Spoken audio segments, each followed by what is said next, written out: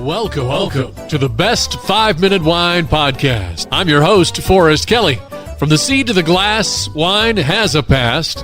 Our aim at the Best 5-Minute Wine Podcast is to look for adventure at wineries around the globe. After all, grape minds think alike. Let's start the adventure. Our featured winery is... In our last episode, we talked with Todd White, founder and CEO of Dry Farm Wines, and he explained how many additives that the FDA allows in wine. There's 76 additives approved by the FDA for the use in winemaking. 4 of them are quite toxic. The most toxic is dimethyl dicarbonate, marketed under the brand name chemical Valcarin. It's used to treat Brettanomyces, which is the most common bacterial fault in wine. It's highly toxic. And if you go to dimethyl dicarbonate on Wikipedia, you'll see how toxic it is. Okay, I did look it up on Wikipedia, and dimethyl dicarbonate, it is classified as toxic. The first warning is harmful if swallowed. It's also toxic by inhalation. It causes burns. Well, that's not really something that you want to be ingesting, especially if you're going to be drinking it over a lifetime. Now, the public doesn't know about these additives, some in fairness which are natural.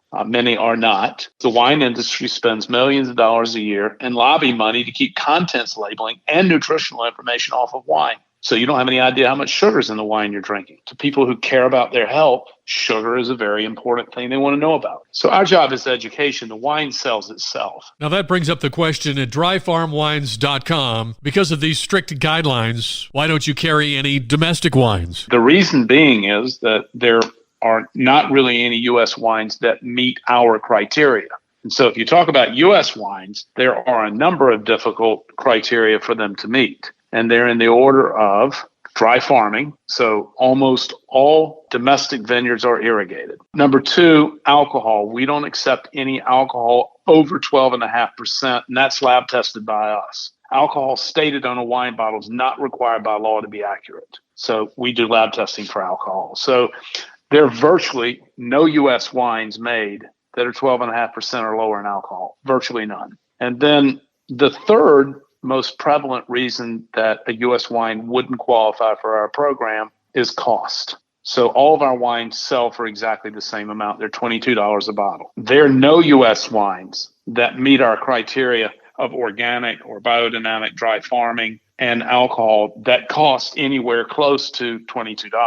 The primary driver on a domestic wine price is going to be the cost of the land. All of the U.S. vineyard costs are just so much higher than the capital cost of land in Europe and places like Beaujolais, where anywhere across Europe, where most of these small family farms that produce natural wines that we buy wine from, most of them are multi-generational landowners. So they don't have any capital costs. We're constantly being told to hydrate, drink more water. That philosophy does not transfer to grapevines. There are a lot of reasons not to irrigate a grapevine, and in most of Europe, it's against the law to irrigate a grapevine. Europeans who've been making wine for over 3,000 years know what we know. The moment you irrigate a grapevine, you fundamentally change the physiology of how the fruit ripens. It also makes for a lazy vine, and the fruit is actually less healthy. So the polyphenols, flavonoids and antiflavonoids, and other health compounds that are found primarily in red wines are actually reduced with irrigation. They're also reduced with non-organic farming. But the real issue on irrigation is that, yes, stress does create a higher quality fruit.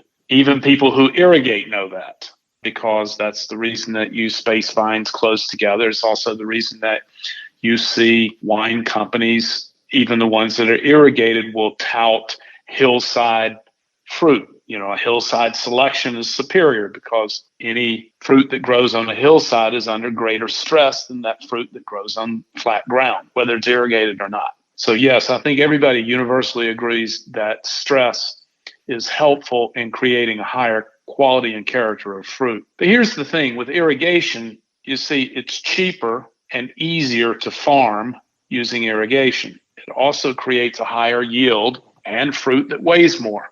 Might not surprise you when you fill a grape berry with water, it weighs more. Fruit sold by the ton. So irrigation is about money. Yeah. Irrigation didn't come to California for grape farming until the early 1970s. So prior to that, everything in California was also dry farmed for grape farming. Now, less than 1% of California vineyards are dry farmed. because, as I said, dry farming is more difficult. It requires more work, and it's more expensive. In our next episode, we'll find out what happens when you drink a wine. Low alcohol, sugar-free, toxic-free. Thank you for listening. I'm Forrest Kelly.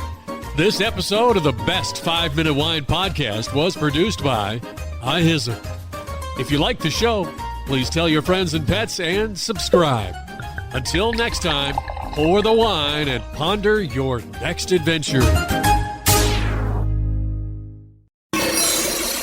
Hi, before you go, we have exciting news. The Best 5 Minute Wine Podcast has teamed with a breakthrough technology and added a new feature on our website that's bound to elevate your podcast experience.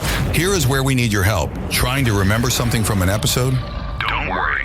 Search for it, and we will find it for you. Have you ever thought you could just ask questions and chat about the episodes as if you were talking to me? Well, now you can. That's right. Our episodes are now interactive, and they're waiting to have a conversation with you. Jump into a chat with our podcast, and let's get the conversation started. Try it out and tell us what you think. Click on the banner at the top of the website, thebestwinepodcast.com, to try it.